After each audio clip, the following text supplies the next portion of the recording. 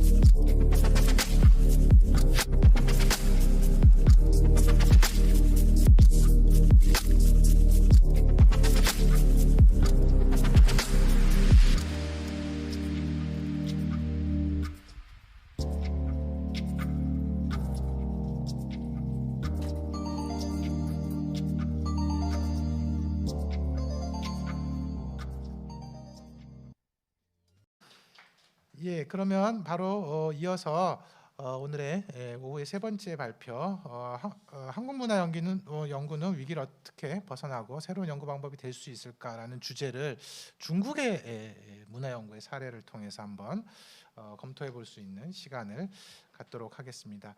협성대학교의 박자영 선생님이 토론 발표자로 나와 계시고요. 그 옆에 성공회대의 백원단 선생님이 계십니다. 어떻게 보면 우리가 잘 아다시피 이제 중국에서의 기술 혹은 이제 문화의 발전이라는 것이 선형적인 어떤 추격이 아니라 굉장히 점핑해가는 그 안에서도 굉장히 비동시적인 시간이 있는데, 오늘 선생님의 이제 의제는 어떻게 이제 중국에서 문화 연구가 학술운동, 나아가서 사상 혹은 실천까지 될 수 있었는가라는 의제를 담고 있고요. 그와 관련해서 어떻게 보면 현재 한국문화연구에서도 시사받을 수 있는 점이 있지 않을까 생각이 듭니다. 내용 중에는 내일 또 연사로 말씀해 주실 왕샤오밍 선생에 대한 선생님의 분석 견해도 포함되어 있으니까 내일 발표를 예습하는 좀 그런 느낌도 있습니다. 그럼 발표 부탁드리도록 하겠습니다. 선생님 부탁드립니다.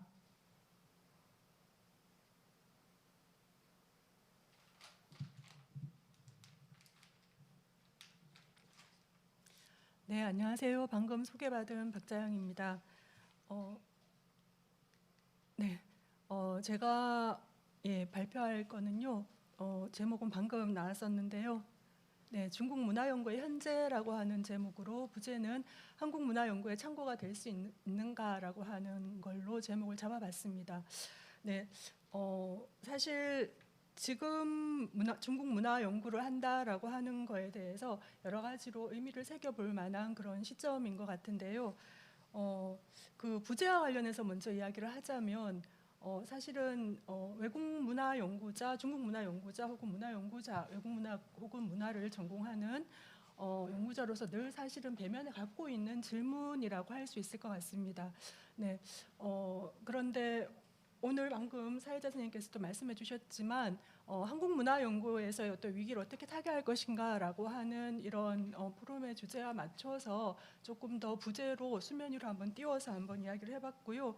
이 제가 하는 연구 혹은 외국문화 연구를 하는 연구자들이 모두 다 아마 자신의 연구가 한국문화 연구에 혹은 아시아의 어떤 문화 연구에 어떤 그런 시야를 갖는데 어떤 도움을 줄 수 있을까, 또 어떤 새로운 문제 제기를 할 수 있을까, 그다음 새로운 시야를 개척하고 연구에 대한 그런 현실을 혹은 그것에 관련되는 상황을 좀 더 나아지게 할 수 있을까라고 하는 질문을 늘 품고 있다고 생각을 합니다. 그 결과가 뭐 잘 되든 안 되든 간에 그런 이제 질문을 가지고 있는데요. 이게 일반적인 상황이라고 한다면 지금 문화 연구를, 중국 문화 연구를 하는 건 어떤 의미가 있는가라고 하는 거를 조금 더 따져 물어야 할 때인 것 같습니다.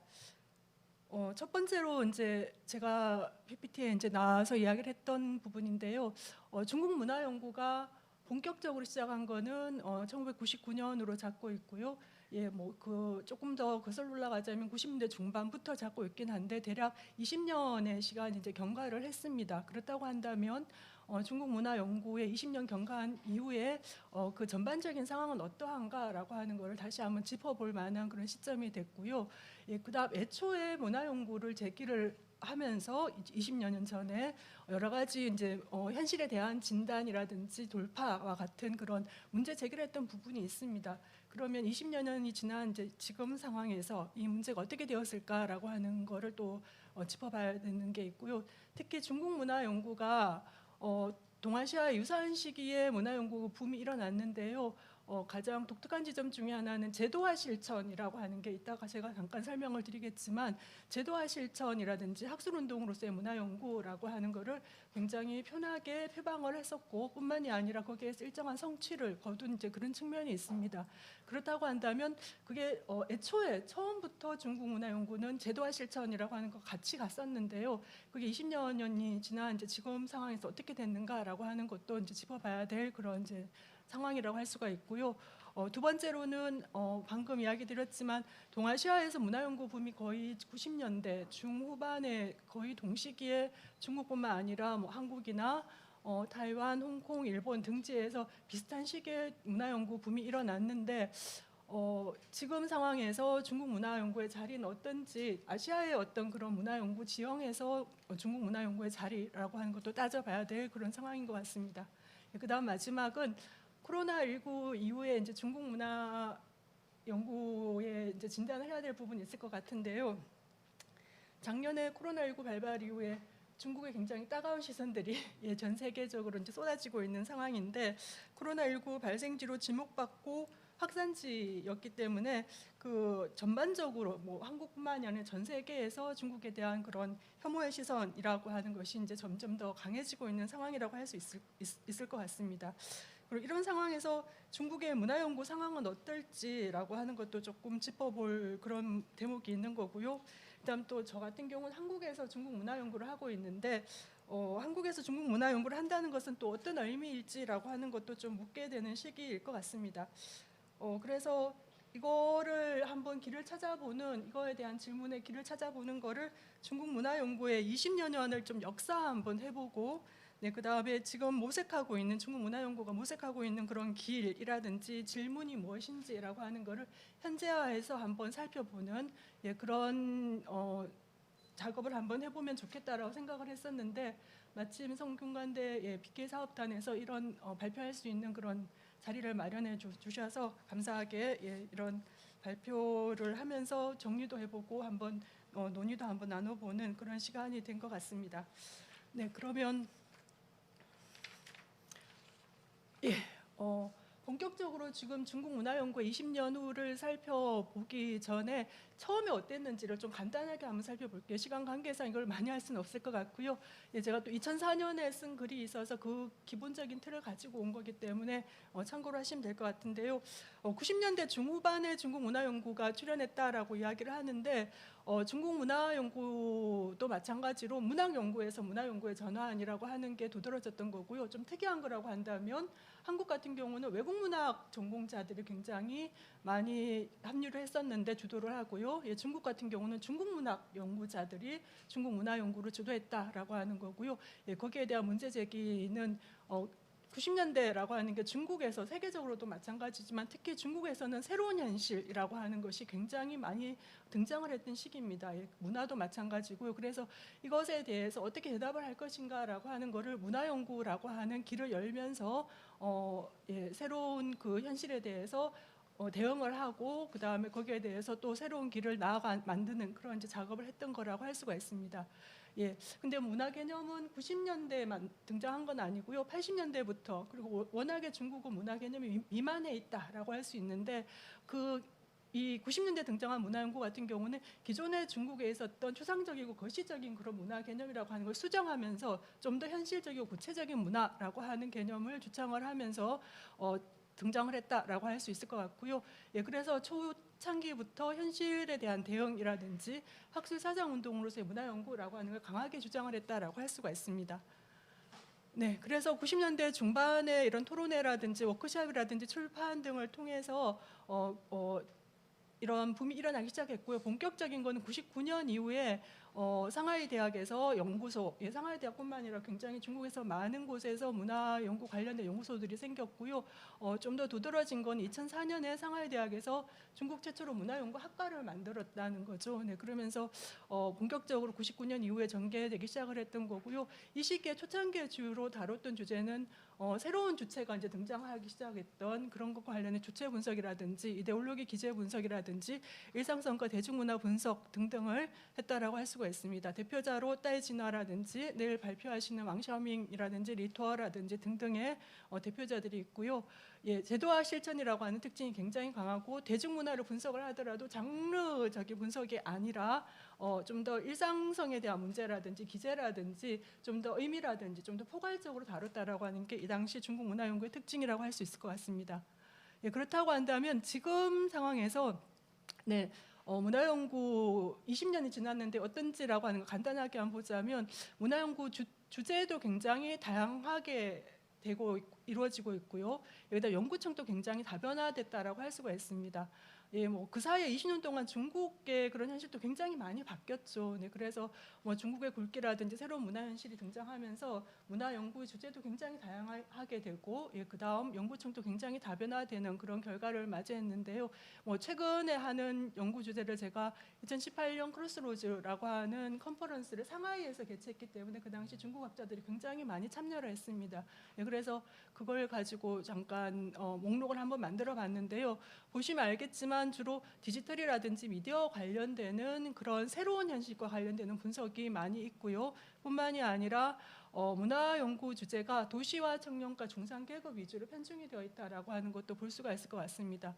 이와 더불어서 애초에 중국 문화 연구에서 주창을 했던 그런 문제의식도 조금 약화가 되고 새로운 현실 분석에 좀 더 치중하는 그런 경향을 띠고 있습니다. 그렇다고 한다면 애초에 사상과 학술운동으로서의 문화연구 방향이라고 하는 것도 어땠을까라고 하는 것을 따져볼 수 있을 것 같은데요.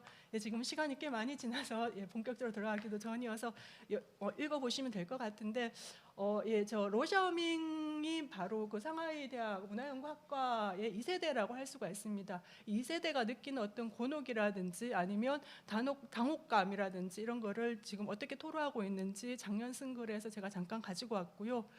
그렇다고 한다면 20년이 지나면서 중국 문화 연구의 지반도 굉장히 넓어지고 주제도 다양해지고 연구청도 넓어졌지만 애초에 가졌던 그런 문제의식이라고 하는 게 약화되고 또 주제도 굉장히 편중됐다라고 볼 수도 있을 것 같은데요.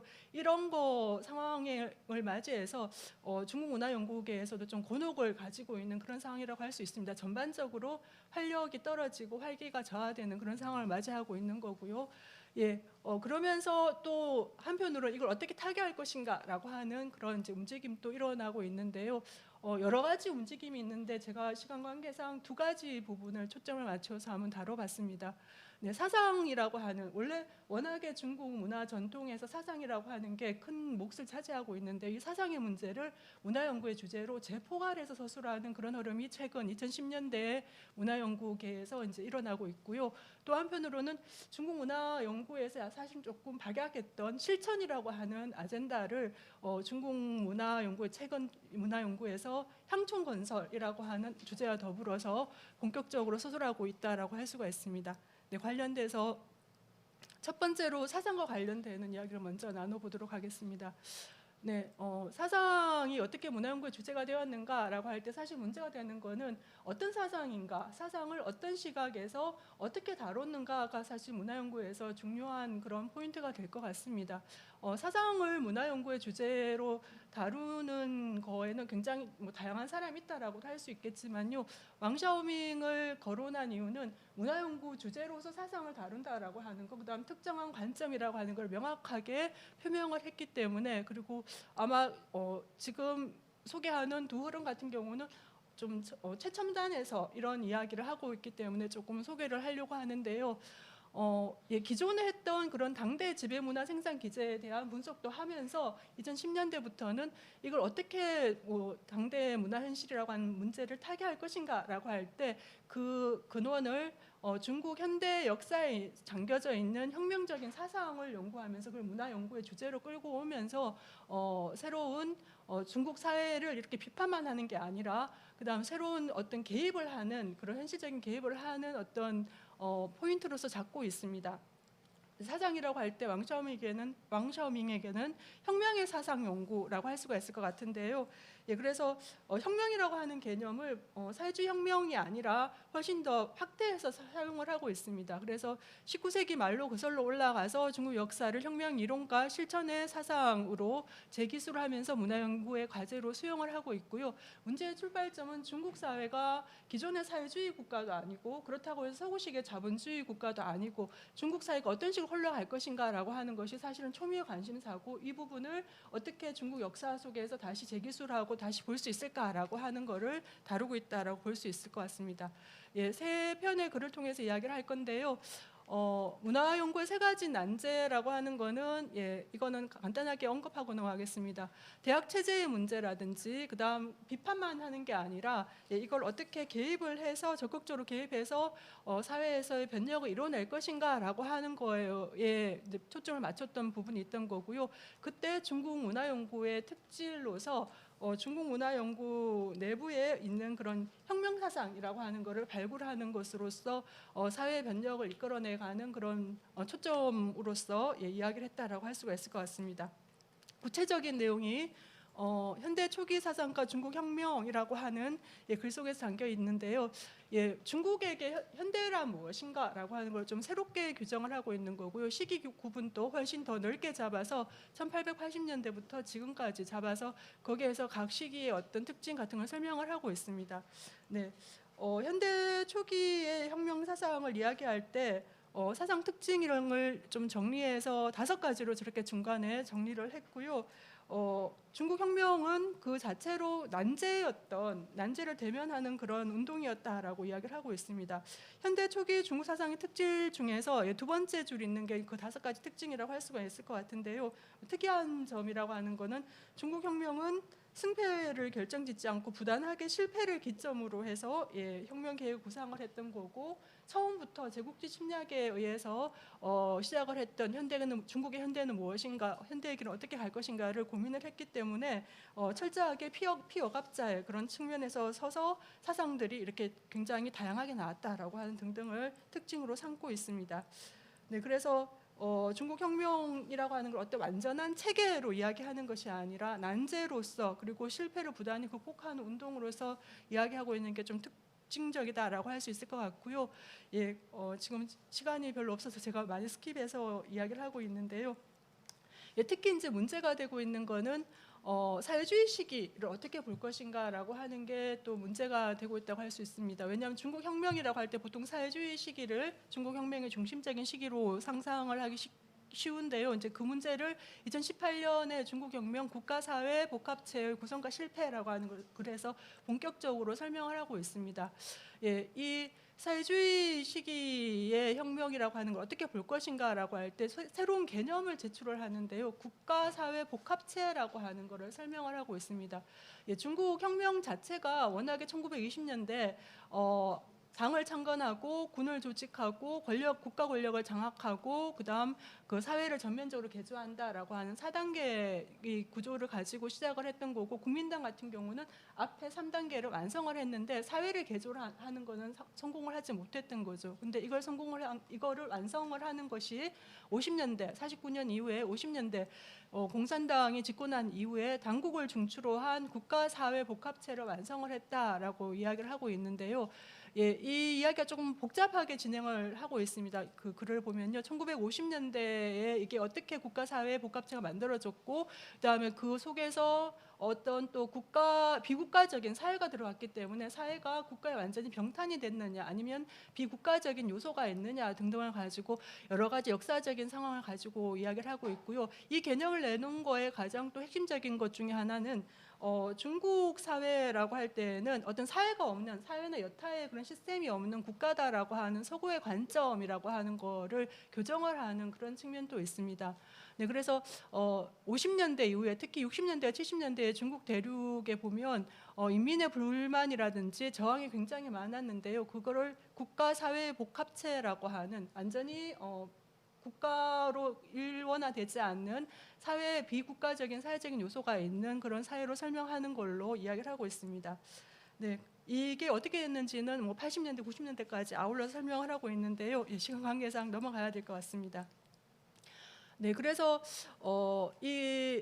여기에서 이야기하는 게 국가라고 하는 거를 사실은 중국 혁명에서 중성적인 그런 도구로 간주를 했었는데 실제로는 이 국가 사회 복합체가 실패했다라고 보는 이유는 중국 공산당이 혁명이라고 하는 혹은 사회주의 이상이라고 하는 걸 실현하기 위해서 국가 기구를 와 결합을 하고 그다음 국가 사회 복합체라고 하는 걸 만들었는데 결국엔 정부가 되는 정부화, 관료화가 되는 과정 속에서 그런 이상 같은 게 소실됐다라고 이제 판단을 하고 있는데요. 그럼에도 불구하고 그런 혁명적인 사고가 틀렸고 포기해야 된다는 걸 의미하지는 않는다라고 하는 이야기를 하고 있습니다. 왜냐하면 그 내부에서 중국 역사에서의 새로운 그런 창조적인 그런 계기가 있었던 거고 뿐만이 아니라 지금 같은 상황에서는 생명세계라고 이야기하는데 이게 연결된 상황 속에서는 자족적인 그런 상황으로 돌파할 수 없고 어떤 대형의 공공 권력은 불가피한 상황이고 문제는 이걸 어떻게 진정으로 민주를 지향하는 공공 권력을 창조할 수 있을까라고 하는 문제로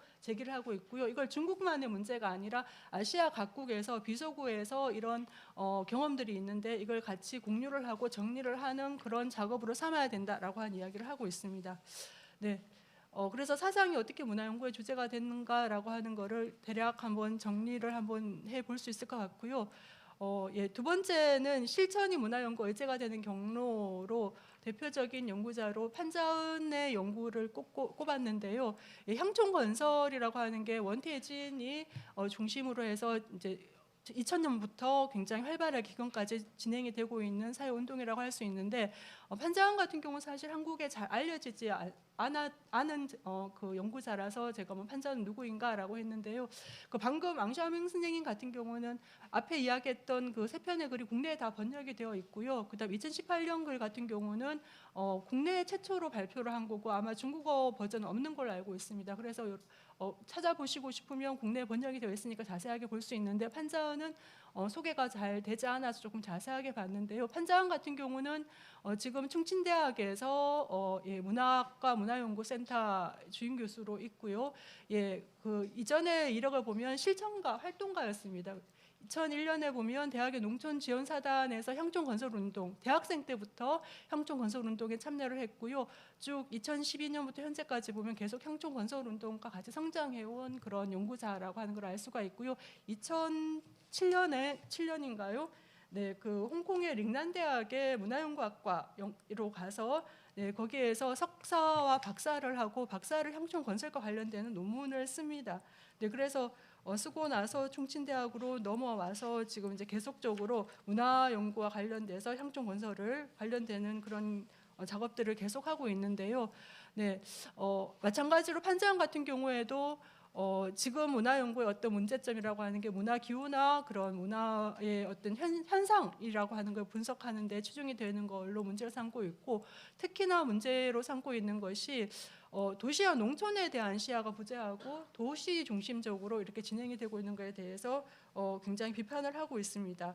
네, 더 중요한 거는 소재나 관심도 농촌에 대해서 없을 뿐만이 아니라 도농시야, 도시와 농촌의 시야 자체가 문화연구에서 부재한 거를 이제 문제를 삼고 있는 거고요.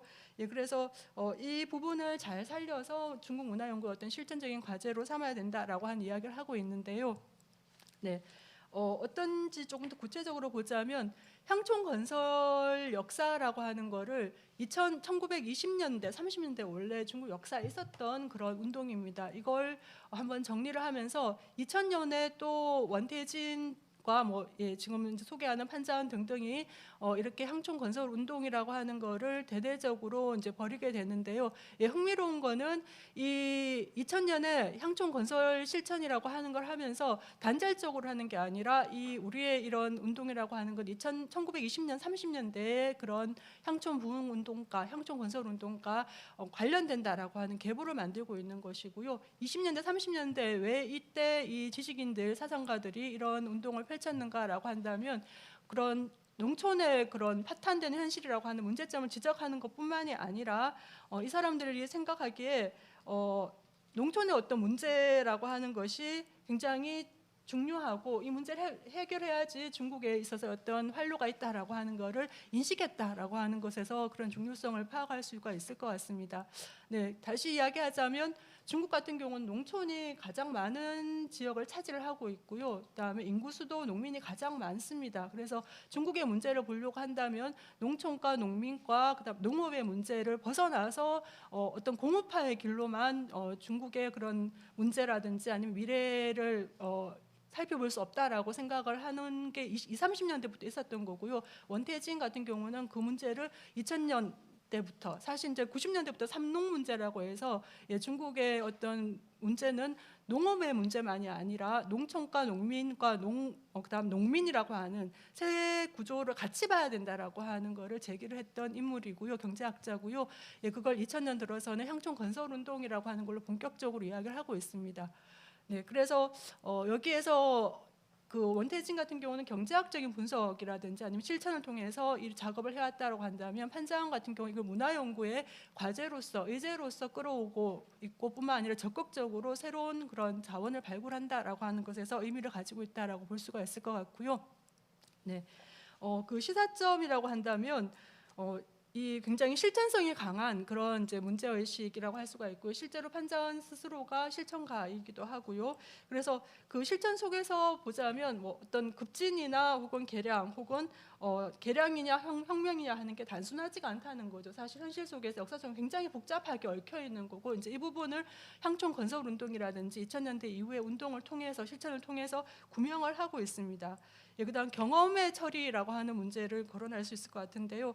이런 문제의식 어떻게 서술할 것인가라고 할 때 어떤 실감이 나는 정감이라든지 아니면 그런 실감이 나는 현장성이라든지 경험이라고 하는 거를 좀 더 중점적으로 기술을 해야 된다. 그 속에서 어떤 모순이라든지 장력이라든지 문제가 드러날 수 있다라고 보는 거고요. 그래서 어떤 이론적인 것보다 현장에서 어떤 경험이라든지 이런 문제를 더 잘 이야기하고 있다라고 볼 수가 있고요. 그다음 맥락화해서 분석을 해야 된다라고 하는 이야기를 하고 있습니다. 그래서 향촌 건설을 이야기하는 데에도 그냥 이야기하는 것이 아니라 100년 향촌이라고 해서 20년대와 2000년대의 작업을 연결시켜서 차이와 뭐 공통점과 여러 가지 맥락 같은 걸 다시 구성하고 있는 문제로 들 수가 있는 거고요. 시간 관계상 뒷부분은 조금 넘어가도록 하겠습니다. 그래서 실제로 그 방금 이야기했듯이 향촌 건설이라고 하는 게 복잡하다라고 했는데 어떻게 복잡한가라고 하는 게 이 페이지에 나와 있는 사례인데요. 길게 설명드리긴 어려울 것 같고 간단히 이제 이야기하자면 향촌 건설과 향촌 혁명이라고 하는 걸 같이 봐야 된다라고 하는 얘기를 하고 있는 거고요.